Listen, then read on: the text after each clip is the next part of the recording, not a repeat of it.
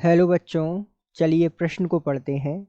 द्वितीय कोटि की अभिक्रिया के लिए दर स्थिरांक के मात्रक बताइए।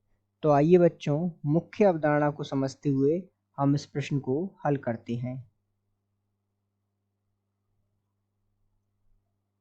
तो यहाँ हमसे पूछा है द्वितीय कोटि की अभिक्रिया के लिए दर स्थिरांक अर्थात k का मात्रक। तो यदि हमें nवीं कोटि की अभिक्रिया की जो है दर स्थिरांक का समीकरण पता हो, उसका सूत्र पता हो, तो हम आसानी से उसकी इकाई ज्ञात कर सकते हैं। तो सबसे पहले आइए हम व्यापक सूत्र पता लगाते हैं। मुख्य अवधारणा के रूप में हम जो है व्यापक सूत्र ज्ञात करते हैं। तो किस प्रकार ज्ञात कर लेंगे? मान लीजिए कोई अभिक्रिया है जो द्वितीय कोटि की है। सबसे पहले हम जो है व्यापक रूप में ज्ञात करते हैं एनबी कोटि के लिए। तो यहाँ ए से उत्पाद बन रहा है और इसका जो है दर समीकरण आर बराबर के वेग स्थिरांक और ए और इसकी पावर जो है एस की घात एन। एन क्या है? कोटि।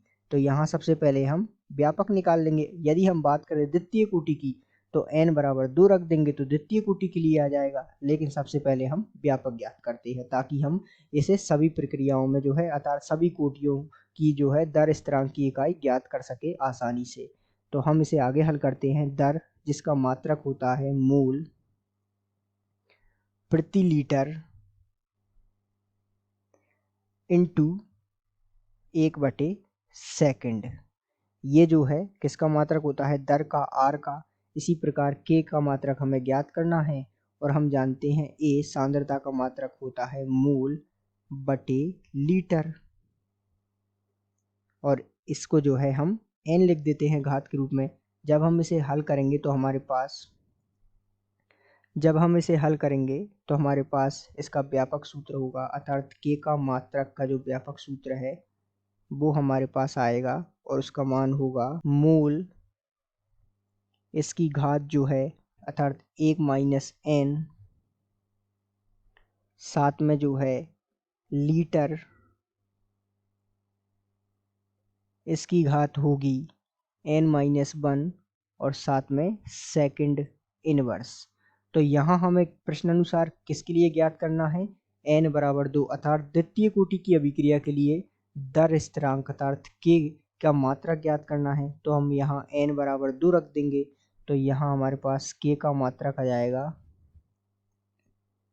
n बराबर 2 रखने पर k का मात्रक ये मोल की घात -1, ये जो है 2 - 1 अर्थात 1, तो लीटर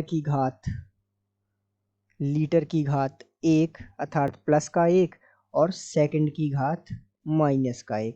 तो ये जो है द्वितीय कोटि की अभिक्रिया के लिए वेग स्थिरांक का मात्रक प्राप्त हो गया।